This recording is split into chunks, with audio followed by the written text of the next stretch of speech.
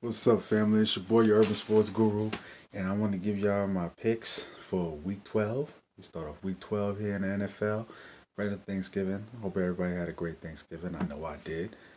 And we're gonna get this thing started right now. First and foremost, we have my Giants going on the road in Philly, and we have not beat Philly, period, in a few years. Just to keep it honest with you, we have not beaten them ever since we've gotten Odell. In the whole Odell era, we've not beaten them. But the fact that Philly has so many injuries, you know what I'm saying, the defensive backfield, linebackers, etc., so many injuries, then you look at the fact that the way Saquon is cooking right now, when they played the first game, Saquon only had 13 carries, had 9 catches, and had well over almost 200 yards of offense and a touchdown. Saquon Barkley now is getting 20 plus carries a game. I think that's going to benefit the Giants. And if pay attention also to the first game, the Giants had opportunities for turnovers and they dropped them interceptions. I think they're going to get that out of Carson Wentz. This could be a game where they finally get their swagger back, the Eagles, but I don't think it's going to happen completely. I think the Giants with the upset because if they win this game, they actually got a chance to catch Dallas in that last game of the season to get the division. Go figure. Now, next game we got Jacksonville against Buffalo. Jacksonville defense kind of came back last week against Pittsburgh, even though they gave blew the 16-point lead larger because the offense couldn't stay on the field. Yeah.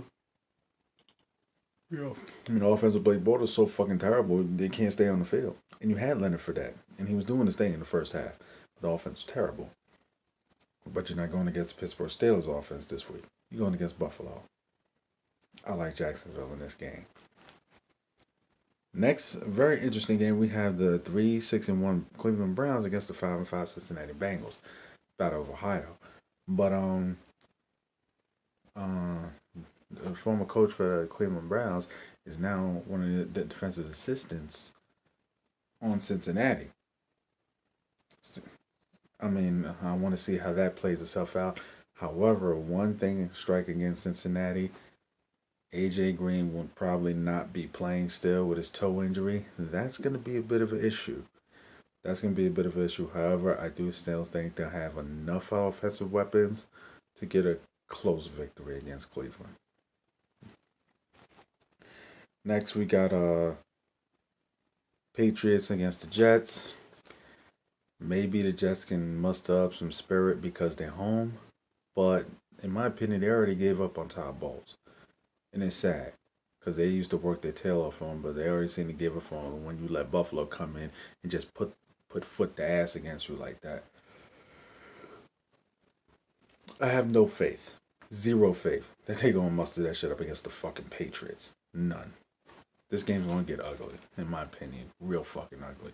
Especially since Patriots came off a loss, then you coming off a bye, we correct all those mistakes. Oh, Patriots gonna come in and put foot to ass, foot to ass. This game's gonna get ugly.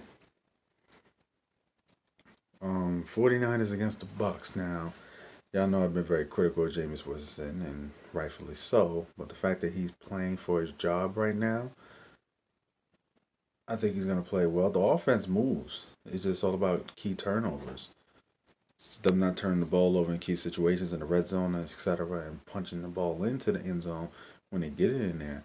So, Tampa Bay is gonna win this game. I think it's gonna be a high scoring game because Kyle Shanahan and I like the kid Mullins at quarterback. You know what I'm saying? They seem to have a pretty good connection along, especially with that good tight end they have. But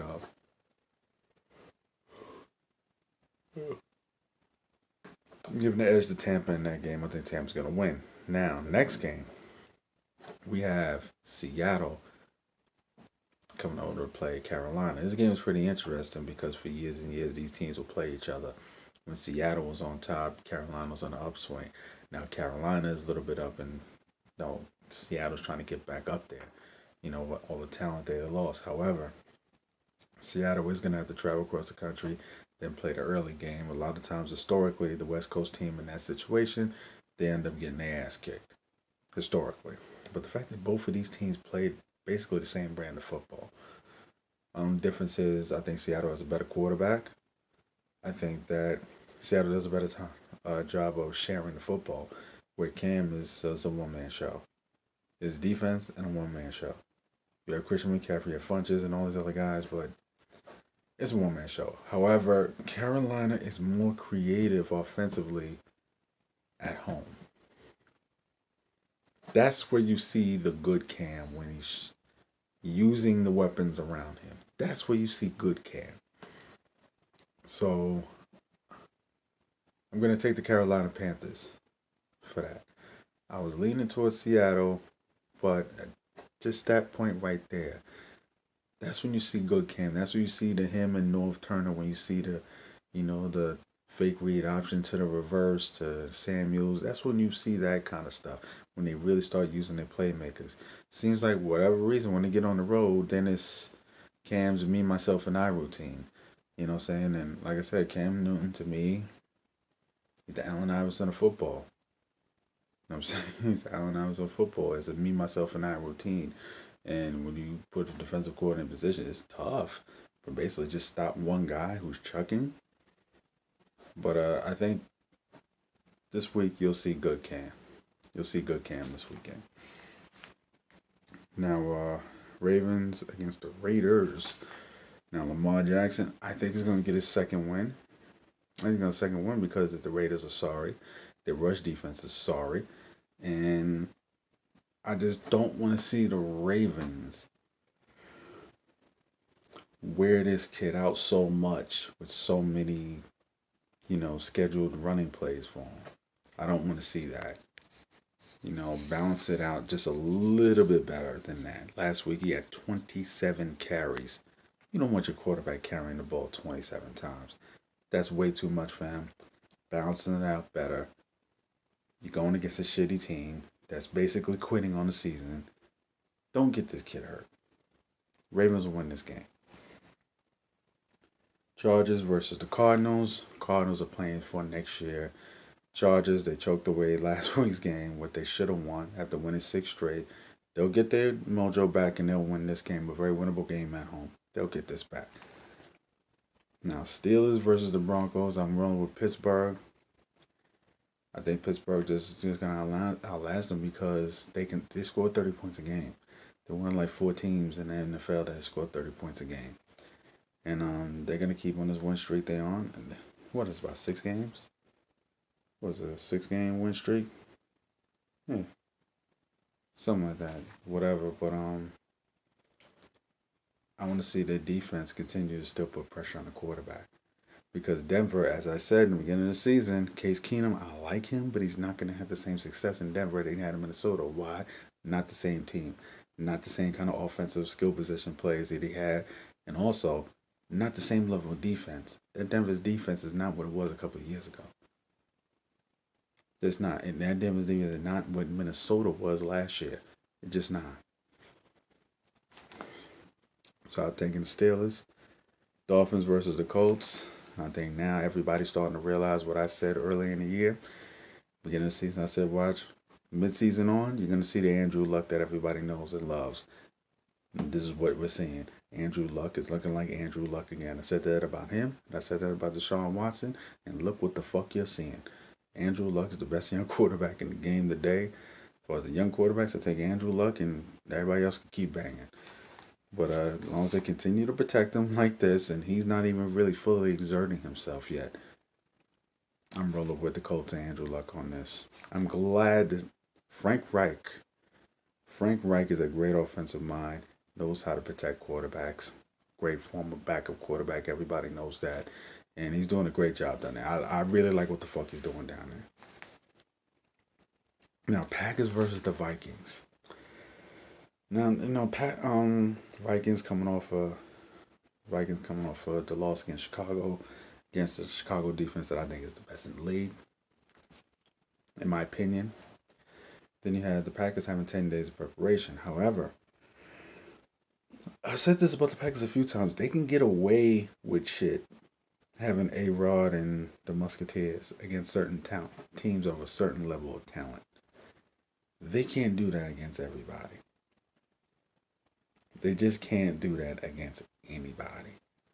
And the Vikings, talent-wise, even though they're underachieved in certain areas, the defense isn't playing as well this year as they have last year. But the talent is still there.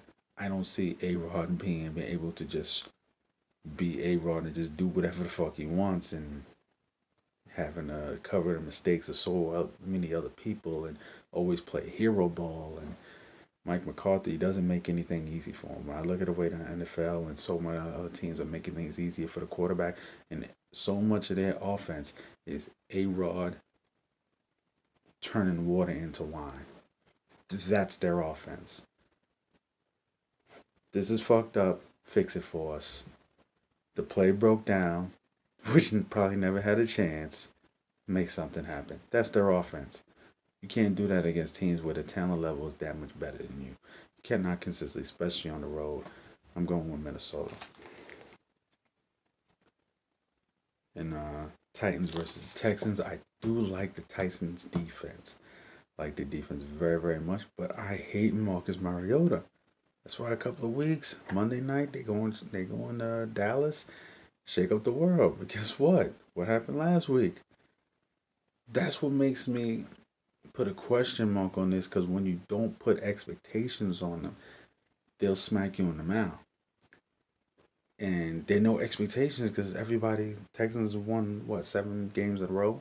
Sean Watson is rolling. The defense is playing well. J.J. Watt is J.J. Watt. And there's no expectations about the Titans. Most people are going to take the Texans.